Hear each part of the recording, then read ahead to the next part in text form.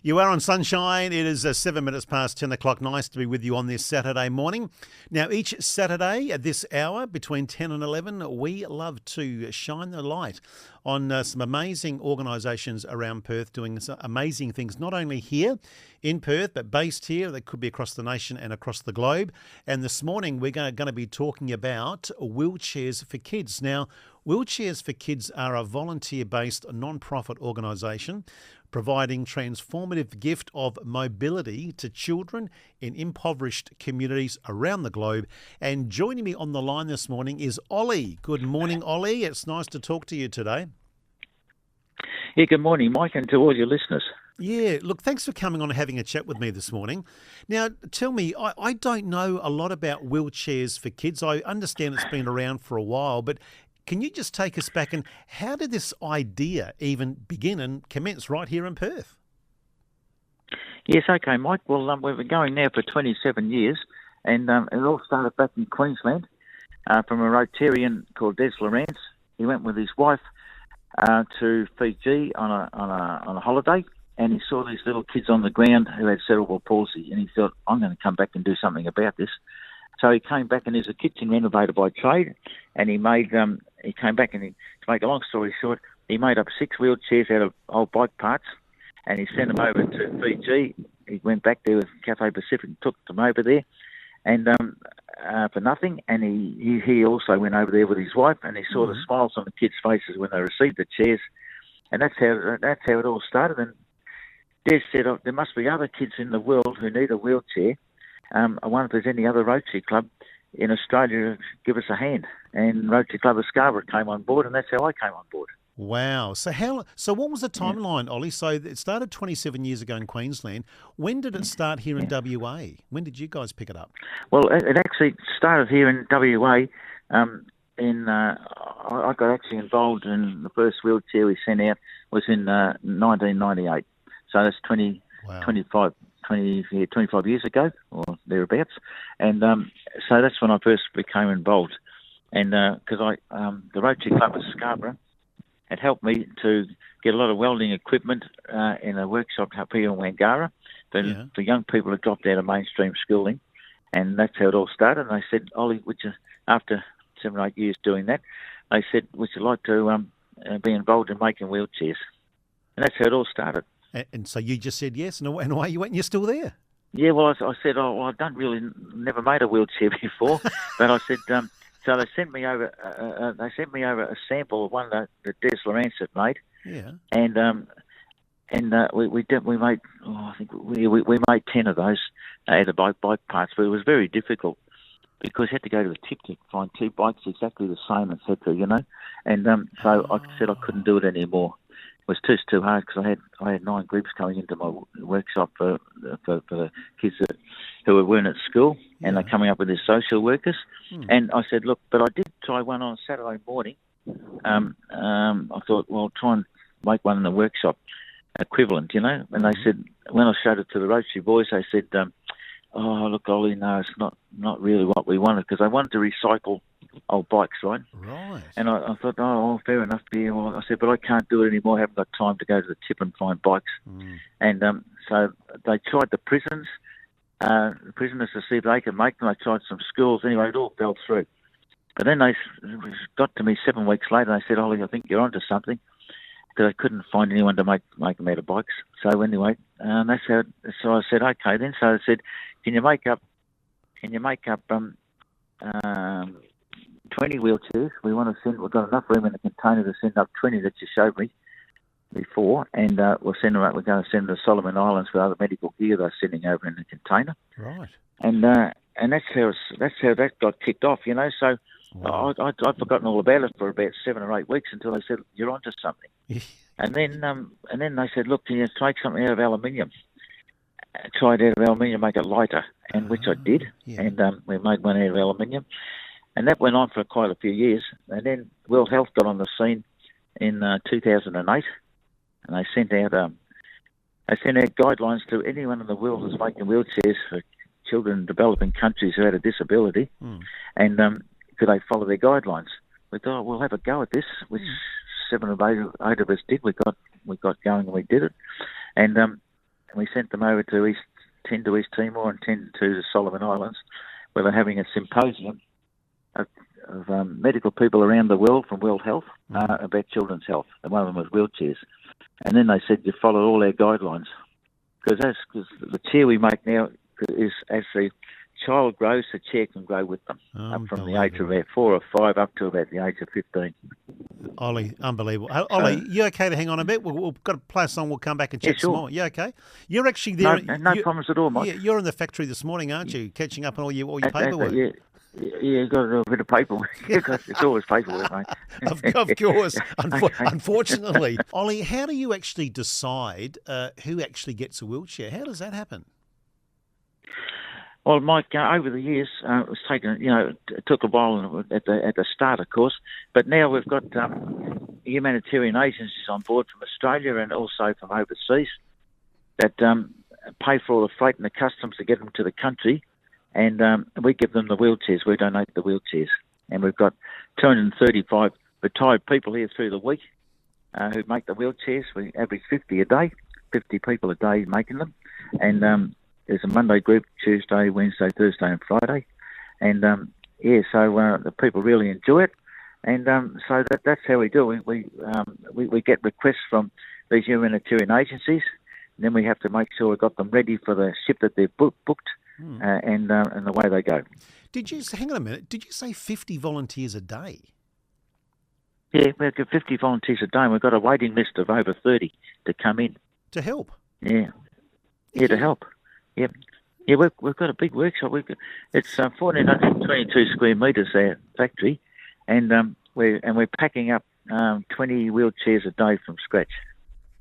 This has been going for 27 years, Ollie. But obviously the demand is still there, right? Oh, well, it's the tip of the iceberg. What we're doing, there's millions of kids in the world, according to the World Health Organization, who need a wheelchair. It'll never stop, I don't think, unfortunately. That's mind-boggling. That's actually a shout out to those volunteers that come in on their day. 50 volunteers a day, and you work across a 5-day week. You're having 5 days a week. 5 day a week. Yeah, 5 day a week.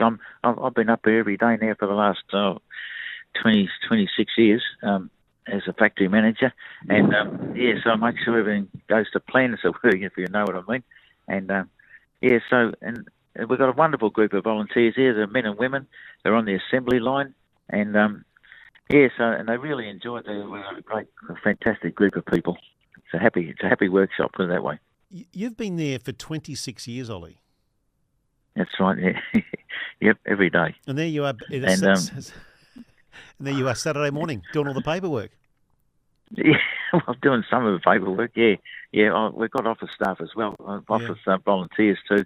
But some of the stuff from the factory, I've just got to have it done, So not much time in the week to get it done. Ollie, so I'll do it on Saturday.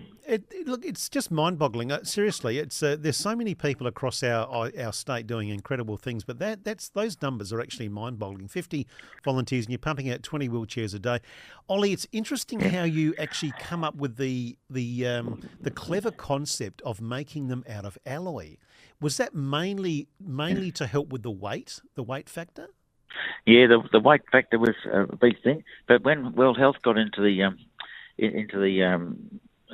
organised, when World Health sent out their guidelines, put it that way, they didn't say how to do it. They just wanted to know. They gave us ideas of what they needed, and they wanted the base of it is steel, what they call the chassis, and all the top part is aluminium, and the aluminium then fits on. That's where the children sit, and also the back and all that sort of thing, and all the covers that we send with the wheelchair are also, they're made by volunteers also out in the community. We've got something like 72 ladies out there sewing, and to make sure all the covers are right. And it's a big organisation. Then we also send a rug and a toy with every chair. And there's hundreds of ladies out there crocheting or knitting, quilting, and they bring them in by the droves, as it were. So and the kids love the little toy and the little teddy and the rug to get. That is, so not only the wheelchair, but a rug and a toy goes with each one. Oh, my goodness. Every chair, yeah. And coming up next, we've got I've got the Premier Roger Cook coming out on the 14th of June, which is only a couple of weeks away now. A couple of weeks. And he's going to see the 60,000th wheelchair get done. Wow. Get made and put in a box. 60,000. That is... Yeah, we've only got a few more to go to get to 60,000. We've sent them to 81 countries now around the world. Unbelievable. 81 developing countries, yeah. Ollie, can you hang on a minute? Yeah, I want to come back and chat some more. You okay to hang on there? I know I'm holding you up from your sure. paperwork. No. That can keep much nicer talking to you. Get on you, Ollie. Have you had the opportunity to visit some of these countries across the world where you've seen what kids have been like on the receiving end?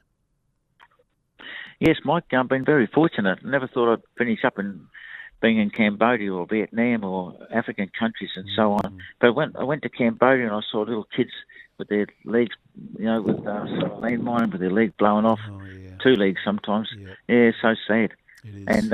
And we got invited to go there. Bob Sheridan and I went there to start up a wheelchair shop there, in a place called Sisyphon. And around there was a lot of young little kids that, so sad to see, with no legs, sit on a landmine. And when they got their chairs and their mum or their dad carried them from the faraway village into Sisyphon, so I knew they were going to get their wheelchair that we'd made there.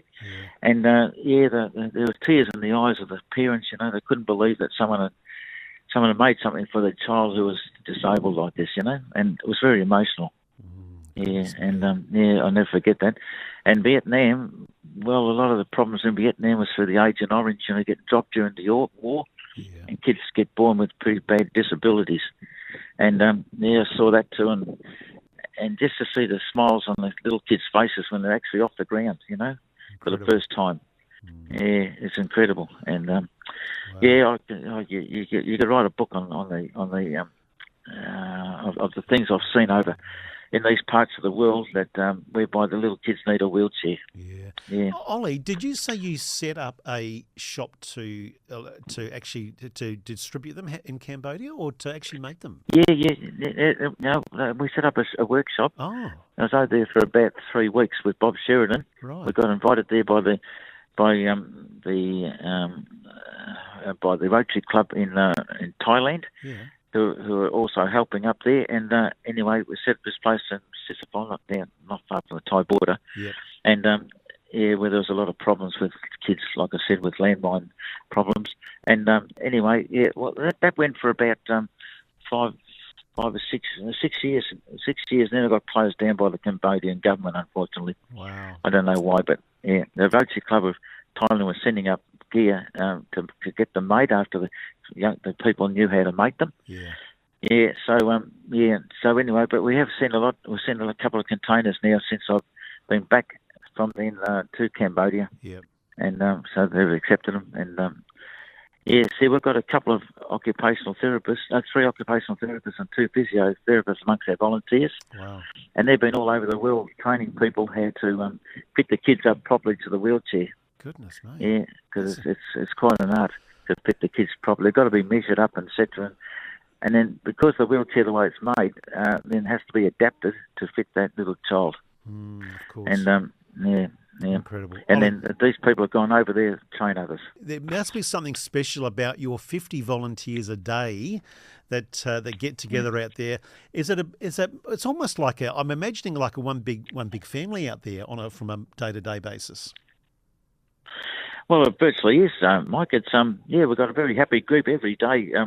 People love coming here, and as I say, they make great friends with each other, and people here from all walks of life. We've got doctors, we've got retired doctors, we've got retired nurses, we've got crane drivers, we've got mechanics, engineers, principals of schools. I think if you named plumbers and electricians, they're all here. And I don't think you could name you could hardly name a career where someone wasn't here. From what they did in their working life. Isn't that so special though? I mean, you've got 50 there from Monday to Friday, and then you said you've got people on a waiting list that want to be part of it. And actually, it's just an incredible operation you got going on out there. Yeah, it is quite incredible. Yeah, the Rotary Club of Scarborough own the project. Yeah. The Rotary clubs have been marvellous for finances, etc., from around Australia actually, Yeah. and so it's really great, and we make these wheelchairs for $275, which is pretty good, really. Wow, that's pretty good. And we get great support from our suppliers, Yeah. the aluminium companies, Yeah. both Capital and Ulrich. They give really big discounted prices off their goods when we buy it, and there's so many people Yeah. and companies who have been and even the governments right back from Jeff Gallo's time have helped, Yeah, amazing. and the government have made it a bipartisan project actually. State government. Okay. Good news. Yeah, they give us some money. Yeah. Indeed. Well, Ollie, thank you for coming on. Look, a big shout out to you've got hundreds of volunteers and people that have been involved over many, many years. So a big shout out to all of your volunteers today that do that work, and looking forward to rolling out the 60th wheelchair in only a few weeks' time. That's right, on the 14th, Friday the 14th of June. It's when we make our 60,000th wheelchair. It'll be quite a day. It will be a special day. Look, all the best for that day, Ollie. Now, you've been going for 26 years. You're going to continue for the next 26 years, Ollie? I don't think I'll be around for 26 years. Another 26. I'm 83 now, so I don't know how many more years I've got. What? You're 83? Yeah. I'm 83, yeah. I'm 83, yeah. I'll see how I am by 85. I might have to give it away. I'm not sure. Ollie, anyway, be good to die with your boots on anyway, wouldn't it? Ollie, you are amazing. You're 83, and then you're back there on Saturday doing all your paperwork. Good on you, mate. Hey, look, it's been great talking to you, and a big shout out to everyone involved in Wheelchairs for Kids. Good on you, Ollie. Appreciate your time. Thank you very much, Mike, and thank to your listeners. Good on you. Thanks, Mike. It's been great talking to you. Yeah, I could talk to you all day, Ollie. Really appreciate it. Good on you, Mike. Good on you, mate. Yeah, come and see us one day. I will indeed. I'd love to get out there and have a look. That's been...